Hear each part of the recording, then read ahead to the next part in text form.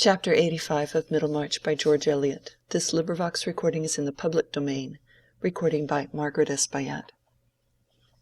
Then went the jury out, whose names were Mr. Blindman, Mr. No-Good, Mr. Malice, Mr. Love-Lust, Mr. Live-Loose, Mr. Heady, Mr. High-Mind, Mr. Enmity, Mr. Liar, Mr. Cruelty, Mr. Hate-Light, Mr. Implacable, who every one gave in his private verdict against him among themselves, and afterwards unanimously concluded to bring him in guilty before the judge. And first among themselves, Mr. Blindman, the foreman, said, "I see clearly that this man is a heretic." Then said Mr. No-Good, "Away with such a fellow from the earth." "Aye," said Mr. Malice, "for I hate the very look of him." Then said Mr. Love-Lust, "I could never endure him." "Nor I," said Mr. Live-Loose, "for he would always be condemning my way." Hang him," said Mr. Heady. "A sorry scrub," said Mr. High-Mind. "My heart riseth against him," said Mr. Enmity. "He is a rogue," said Mr. Liar. "Hanging is too good for him," said Mr. Cruelty. "Let us dispatch him out of the way," said Mr. Hate-Light. Then said Mr. Implacable, "Might I have all the world given me, I could not be reconciled to him. Therefore let us forthwith bring him in guilty of death." Pilgrim's Progress. When immortal Bunyan makes his picture of the persecuting passions bringing in their verdict of guilty, who pities Faithful?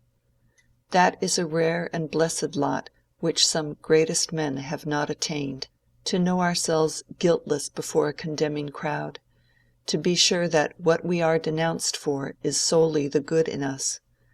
The pitiable lot is that of the man who could not call himself a martyr even though he were to persuade himself that the men who stoned him were but ugly passions incarnate, who knows that he is stoned not for professing the right, but for not being the man he professed to be. This was the consciousness that Bulstrode was withering under while he made his preparations for departing from Middlemarch, and going to end his stricken life in that sad refuge, the indifference of new faces. The duteous, merciful constancy of his wife had delivered him from one dread, but it could not hinder her presence from being still a tribunal before which he shrank from confession and desired advocacy. His equivocations with himself about the death of Raffles had sustained the conception of an omniscience whom he prayed to, yet he had a terror upon him which would not let him expose them to judgment by a full confession to his wife. The acts which he had washed and diluted with inward argument and motive, and for which it seemed comparatively easy to win invisible pardon, what name would she call them by? That she should ever silently call his acts murder was what he could not bear. He felt shrouded by her doubt. He got strength to face her from the sense that she could not yet feel warranted in pronouncing that worst condemnation on him. Sometime, perhaps when he was dying, he would tell her all. In the deep shadow of that time, when she held his hand in the gathering darkness, she might listen without recoiling from his touch. Perhaps. But concealment had been the habit of his life, and the impulse to confession had no power against the dread of a deeper humiliation. He was full of timid care for his wife, not only because he deprecated any harshness of judgment from her, but because he felt a deep distress at the sight of her suffering. She had sent her daughters away to board at school on the coast, that this crisis might be hidden from them as far as possible. Set free by their absence from the intolerable necessity of accounting for her grief, or of beholding their frightened wonder, she could live unconstrainedly with the sorrow that was every day streaking her hair with whiteness and making her eyelids languid. "Tell me anything that you would like to have me do, Harriet," Bulstrode said to her. "I mean with regard to arrangements of property. It is my intention not to sell the land I possess in this neighborhood, but to leave it to you as a safe provision. If you have any wish on such subjects, do not conceal it from me." A few days afterwards, when she had returned from a visit to her brother's, she began to speak to her husband on a subject which had for some time been in her mind. "I should like to do something for my brother's family, Nicholas. I think we are bound to make some amends to Rosamond and her husband. Walter says Mr. Lydgate must leave the town, and his practice is almost good for nothing, and they have very little left to settle anywhere with. I would rather do without something for ourselves, to make some amends to my poor brother's family." Mrs. Bulstrode did not wish to go nearer to the facts than in the phrase, "make some amends," knowing that her husband must understand her. He had a particular reason, which she was not aware of, for wincing under her suggestion. He hesitated before he said, "It is not possible to carry out your wish in the way you propose, my dear. Mr. Lydgate has virtually rejected any further service from me. He has returned the £1,000 which I lent him. Mrs. Casaubon advanced him the sum for that purpose. Here is his letter." The letter seemed to cut Mrs. Bulstrode severely. The mention of Mrs. Casaubon's loan seemed a reflection of that public feeling which held it a matter of course that every one would avoid a connection with her husband. She was silent for some time, and the tears fell one after the other, her chin trembling as she wiped them away. Bulstrode, sitting opposite to her, ached at the sight of that grief-worn face, which 2 months before had been bright and blooming. It had aged to keep sad company with his own withered features. Urged into some effort at comforting her, he said, "There is another means, Harriet, by which I do a service to your brother's family, if you like to act in it, and it would, I think, be beneficial to you. It would be an advantageous way of managing the land which I mean to be yours." She looked attentive. "Garth once thought of undertaking the management of Stone Court in order to place your nephew Fred there. The stock was to remain as it is, and they were to pay a certain share of the profits instead of an ordinary rent. That would be a desirable beginning for the young man, in conjunction with his employment under Garth. Would it be a satisfaction to you?" "Yes, it would," said Mrs. Bulstrode, with some return of energy. "Poor Walter is so cast down. I would try anything in my power to do him some good before I go away. We have always been brother and sister." "You must make the proposal to Garth yourself, Harriet," said Mr. Bulstrode, not liking what he had to say, but desiring the end he had in view, for other reasons besides the consolation of his wife. "You must state to him that the land is virtually yours, and that he need have no transactions with me. Communications can be made through Standish. I mention this because Garth gave up being my agent. I can put into your hands a paper which he himself drew up, stating conditions, and you can propose his renewed acceptance of them. I think it is not unlikely that he will accept when you propose the thing for the sake of your nephew."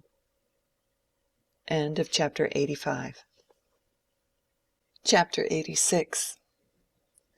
Le cœur se sature d'amour comme donzelle de vin qui le conserve, de l'incorruptible adhérence de ceux qui se sentent de l'aube de la vie, et la fraîcheur des vieux l'amour prolonge. Il existe un emballement d'amour. C'est de Daphnis écleux que sont faits Philémon et Baucis. Cette vieillesse-là, ressemblance de soi avec l'aurore. Victor Hugo, L'homme qui rit. Mrs. Garth, hearing Caleb enter the passage about tea-time, opened the parlor door and said, "There you are, Caleb. Have you had your dinner?" Mr. Garth's meals were much subordinated to business. "Oh yes, a good dinner. Cold mutton and I don't know what. Where is Mary?" "In the garden with Letty, I think." "Fred is not come yet?" "No. Are you going out again without taking tea, Caleb?" said Mrs. Garth, seeing that her absent-minded husband was putting on again the hat which he had just taken off. No, no, I'm only going to Mary a minute." Mary was in a grassy corner of the garden, where there was a swing loftily hung between two pear trees. She had a pink kerchief tied over her head, making a little poke to shade her eyes from the level sunbeams, while she was giving a glorious swing to Letty, who laughed and screamed wildly. Seeing her father, Mary left the swing and went to meet him, pushing back the pink kerchief, and smiling afar off at him with the involuntary smile of loving pleasure. "I came to look for you, Mary," said Mr. Garth. "Let us walk about a bit." Mary knew quite well that her father had something particular to say. His eyebrows made their pathetic angle, and there was a tender gravity in his voice. These things had been signs to her when she was Letty's age. She put her arm within his, and they turned by the row of nut trees. "It will be a sad while before you can be married, Mary," said her father, not looking at her, but at the end of the stick which he held in his other hand. "Not a sad while, father. I mean to be merry," said Mary, laughingly. "I have been single and merry for 24 years and more. I suppose it will not be quite as long again as that." Then, after a little pause, she said, more gravely, bending her face before her father's, "If you are contented with Fred." Caleb screwed his mouth and turned his head aside wisely. "Now, father, you did praise him last Wednesday. You said he had an uncommon notion of stock, and a good eye for things." "Did I?" said Caleb, rather slyly. "Yes, I put it all down, and the date, Anno Domini, and everything," said Mary. "You like things to be neatly booked. And then his behavior to you, father, is really good. He has a deep respect for you, and it is impossible to have a better temper than Fred has." "Ay, ay, you want to coax me into thinking him a fine match." "No, indeed, father. I don't love him because he is a fine match." "What for, then?" "Oh dear, because I have always loved him. I should never like scolding any one else so well, and that is a point to be thought of in a husband." "Your mind is quite settled then, Mary?" said Caleb, returning to his first tone. "There's no other wish come into it since things have been going on as they have been of late?" Caleb meant a great deal in that vague phrase. Because better late than never. A woman must not force her heart; she'll do a man no good by that. "My feelings have not changed, father," said Mary, calmly.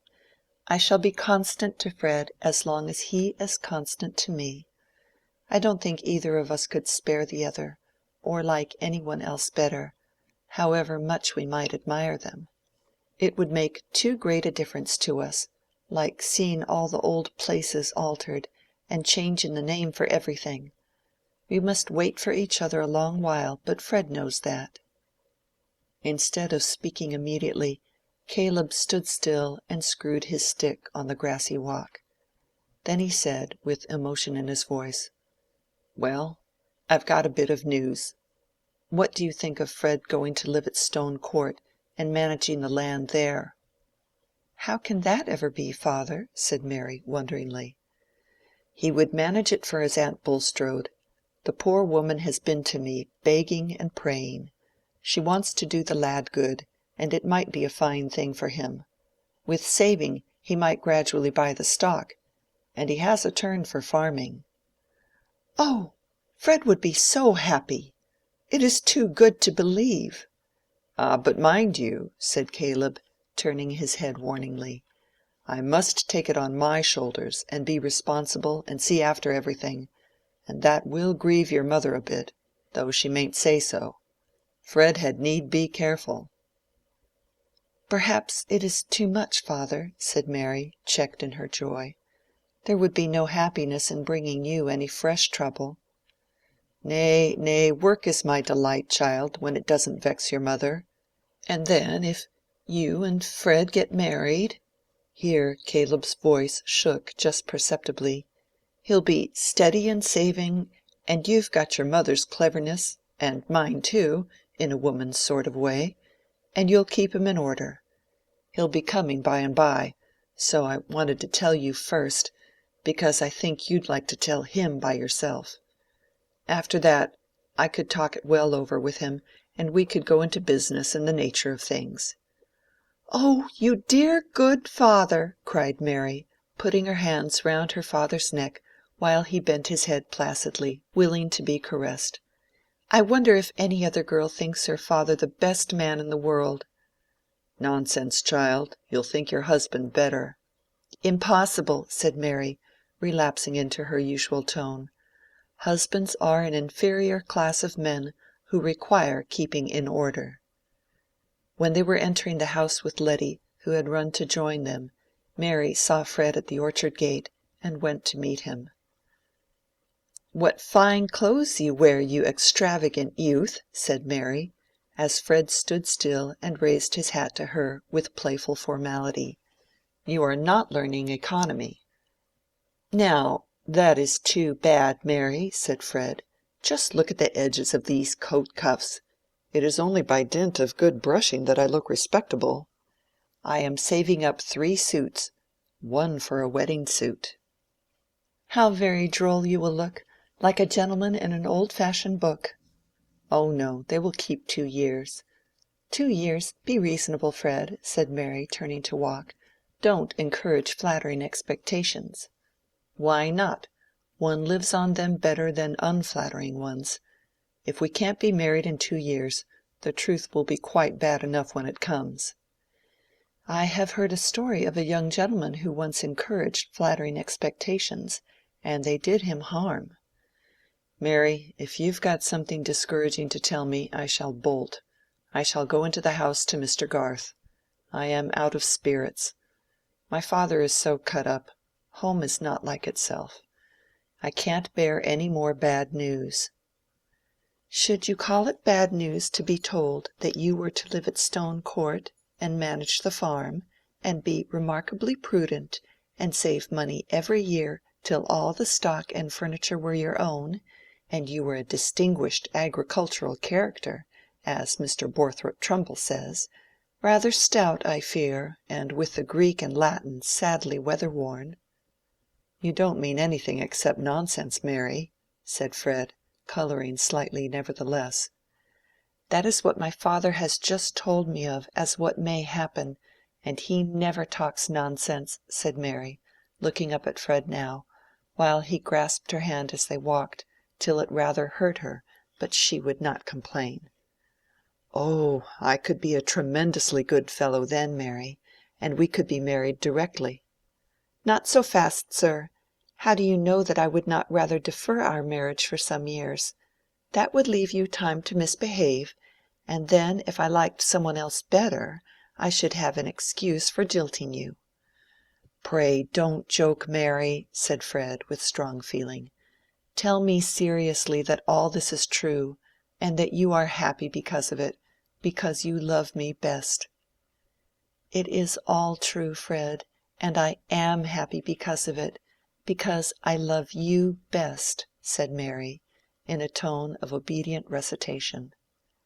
They lingered on the doorstep under the steep-roofed porch, and Fred almost in a whisper said, "When we were first engaged, with the umbrella ring, Mary, you used to—" The spirit of joy began to laugh more decidedly in Mary's eyes, but the fatal Ben came running to the door with Brownie yapping behind him, and bouncing against them said, "Fred and Mary, are you ever coming in, or may I eat your cake?"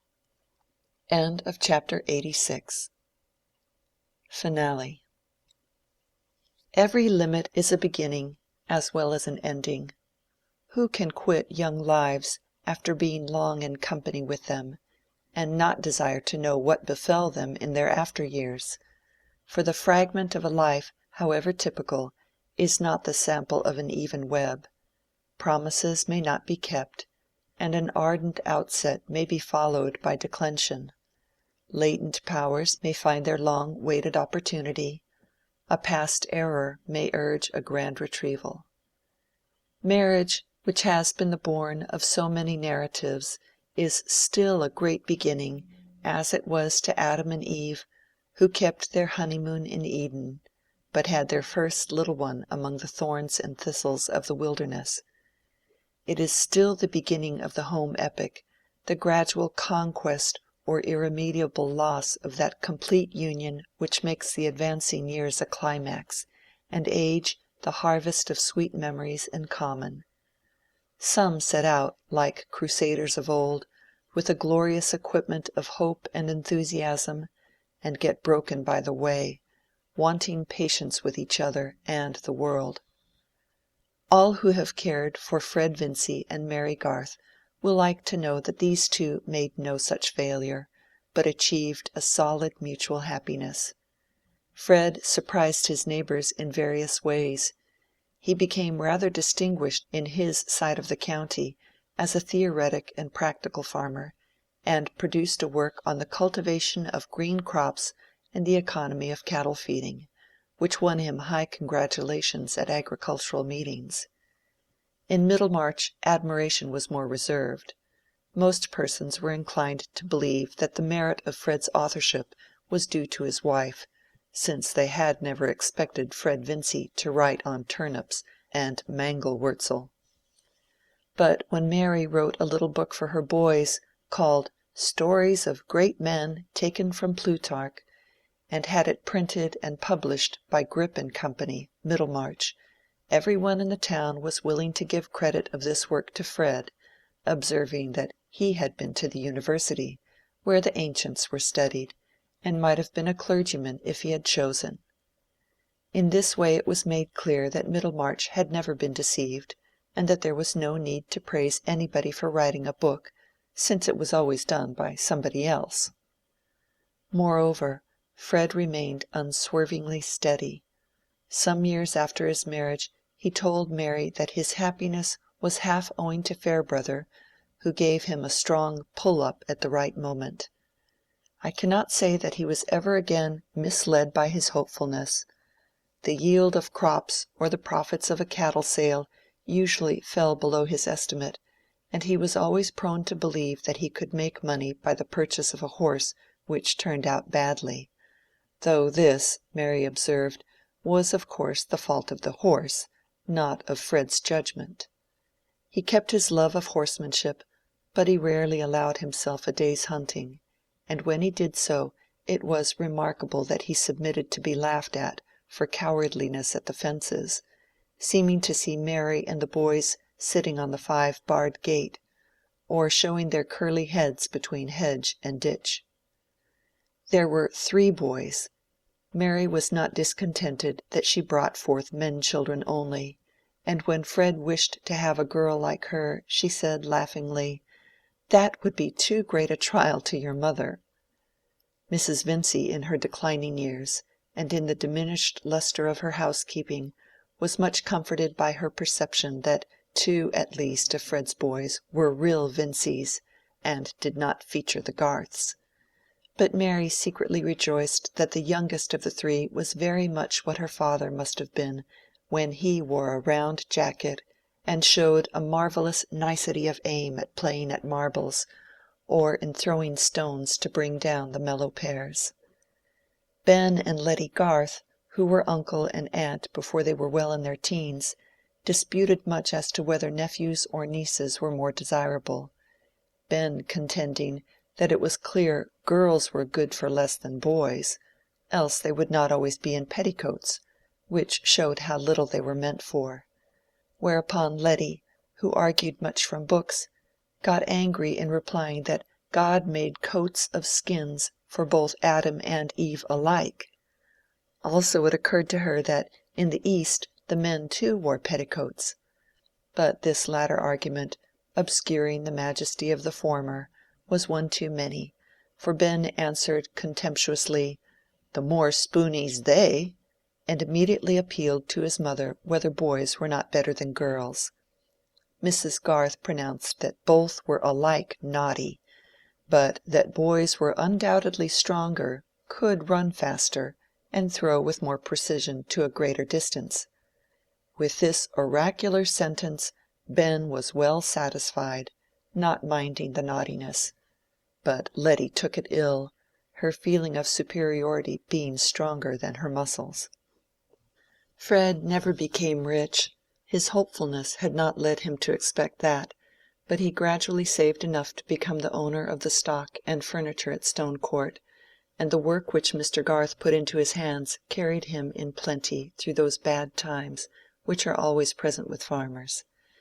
Mary, in her matronly days, became as solid in figure as her mother, but unlike her gave the boys little formal teaching, so that Mrs. Garth was alarmed lest they should never be well grounded in grammar and geography. Nevertheless they were found quite forward enough when they went to school, perhaps because they had liked nothing so well as being with their mother. When Fred was riding home on winter evenings he had a pleasant vision beforehand of the bright hearth in the wainscoted parlor, and was sorry for other men who could not have Mary for their wife, especially for Mr. Farebrother. "He was 10 times worthier of you than I was," Fred could now say to her magnanimously. "To be sure he was," Mary answered, "and for that reason he could do better without me. But you! I shudder to think what you would have been. A curate in debt for horse hire and cambric pocket handkerchiefs." On inquiry it might possibly be found that Fred and Mary still inhabit Stone Court, that the creeping plants still cast the foam of their blossoms over the fine stone wall into the field where the walnut trees stand in a stately row, and that on sunny days the two lovers who were first engaged with the umbrella ring may be seen in white-haired placidity at the open window from which Mary Garth, in the days of old Peter Featherstone, had often been ordered to look out for Mr. Lydgate. Lydgate's hair never became white. He died when he was only 50, leaving his wife and children provided for by a heavy insurance on his life. He had gained an excellent practice, alternating, according to the season, between London and a continental bathing-place, having written a treatise on gout, a disease which has a good deal of wealth on its side. His skill was relied on by many paying patients, but he always regarded himself as a failure. He had not done what he once meant to do. His acquaintances thought him enviable to have so charming a wife, and nothing happened to shake their opinion. Rosamond never committed a second compromising indiscretion. She simply continued to be mild in her temper, inflexible in her judgment, disposed to admonish her husband, and able to frustrate him by stratagem. As the years went on he opposed her less and less, whence Rosamond concluded that he had learned the value of her opinion. On the other hand, she had a more thorough conviction of his talents now that he had gained a good income, and instead of the threatened cage in Bride Street provided one all flowers and gilding, fit for the bird of paradise that she resembled. In brief, Lydgate was what is called a successful man. But he died prematurely of diphtheria, and Rosamond afterwards married an elderly and wealthy physician, who kindly took to her 4 children. She made a very pretty show with her daughters, driving out in her carriage, and often spoke of her happiness as a reward. She did not say for what, but probably she meant that it was a reward for her patience with Tertius, whose temper never became faultless, and to the last occasionally let slip a bitter speech which was more memorable than the signs he made of his repentance. He once called her his basil plant, and when she asked for an explanation, said that basil was a plant which had flourished wonderfully on a murdered man's brains. Rosamond had a placid but strong answer to such speeches. Why then had he chosen her? It was a pity he had not had Mrs. Ladislaw, whom he was always praising and placing above her. And thus the conversation ended with the advantage on Rosamond's side. But it would be unjust not to tell that she never uttered a word in depreciation of Dorothea, keeping in religious remembrance the generosity which had come to her aid in the sharpest crisis of her life. Dorothea herself had no dreams of being praised above other women, feeling that there was always something better which she might have done, if she had only been better and known better. Still, she never repented that she had given up position and fortune to marry Will Ladislaw, and he would have held it the greatest shame as well as sorrow to him if she had repented. They were bound to each other by a love stronger than any impulses which could have marred it.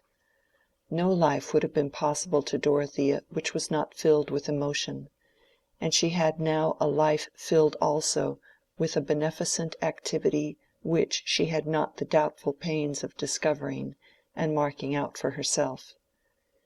Will became an ardent public man, working well in those times when reforms were begun with a young hopefulness of immediate good which has been much checked in our days, and getting at last returned to Parliament by a constituency who paid his expenses. Dorothea could have liked nothing better, since wrongs existed, that her husband should be in the thick of a struggle against them, and that she should give him wifely help. Many who knew her thought it a pity that so substantive and rare a creature should have not been absorbed into the life of another, and be only known in a certain circle as a wife and mother. But no one stated exactly what else that was in her power that she ought rather to have done, not even Sir James Chettam, who went no further than the negative prescription that she ought not to have married Will Ladislaw. But this opinion of his did not cause a lasting alienation, and in the way in which the family was made whole again was characteristic of all concerned. Mr. Brooke could not resist the pleasure of corresponding with Will and Dorothea, and one morning when his pen had been remarkably fluent on the prospects of municipal reform, it ran off into an invitation to the Grange, which, once written, could not be done away with at less cost than the sacrifice, hardly to be conceived, of the whole valuable letter. During the months of this correspondence, Mr. Brooke had continually, in his talk with Sir James Chettam, been presupposing or hinting that the intention of cutting off the entail was still maintained, and the day on which his pen gave the daring invitation, he went to Freshitt expressly to intimate that he had a stronger sense than ever of the reasons for taking that energetic step, as a precaution against any mixture of low blood in the heir of the Brookes. But that morning something exciting had happened at the Hall. A letter had come to Celia which made her cry silently as she read it, and when Sir James, unused to see her in tears, asked anxiously what was the matter, she burst out in a wail such as he had never heard from her before. "Dorothea has a little boy, and you will not let me go and see her. I am sure she wants to see me, and she will not know what to do with the baby. She will do wrong things with it. And they thought she would die. It is very dreadful. Suppose it had been me and little Arthur, and Dodo had been hindered from coming to see me. I wish you would be less unkind, James." "Good heavens, Celia," said Sir James, much wrought upon. "What do you wish? I will do anything you like. I will take you to town tomorrow if you wish it." And Celia did wish it. It was after this that Mr. Brooke came, and meeting the baronet in the grounds, began to chat with him in ignorance of the news, which Sir James for some reason did not care to tell him immediately.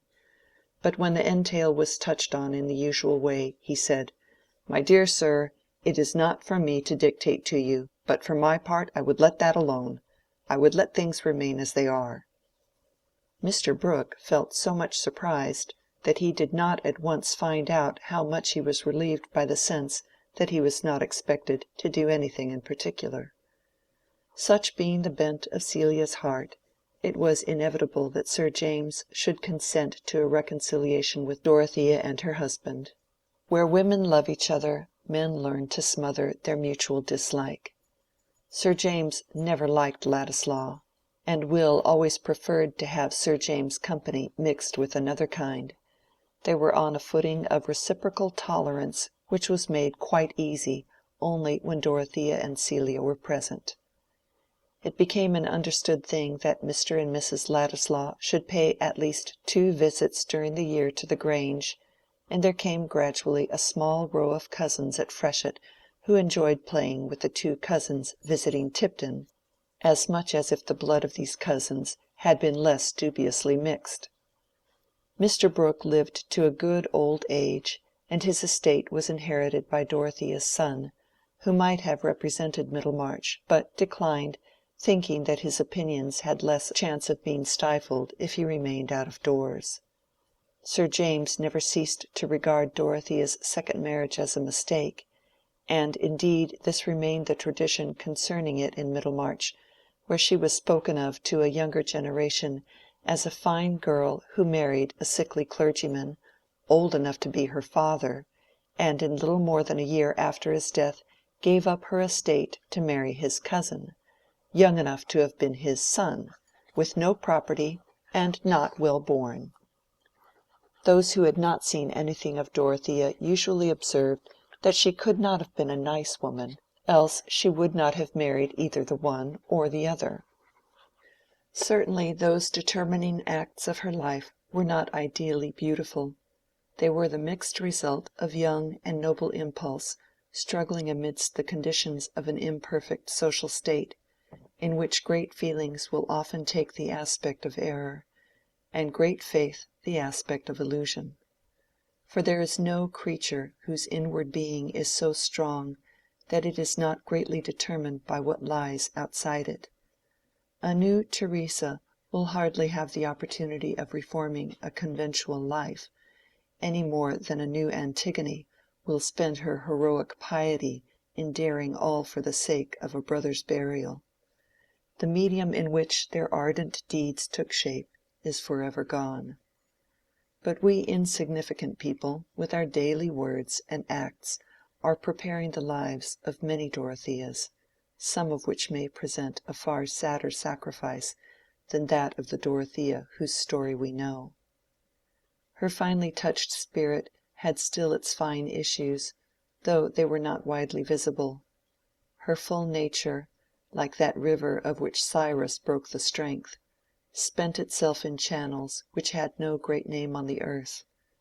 But the effect of her being on those around her was incalculably diffusive, for the growing good of the world is partly dependent on unhistoric acts, and that things are not so ill with you and me as they might have been, is half owing to the number who lived faithfully a hidden life, and rest in unvisited tombs.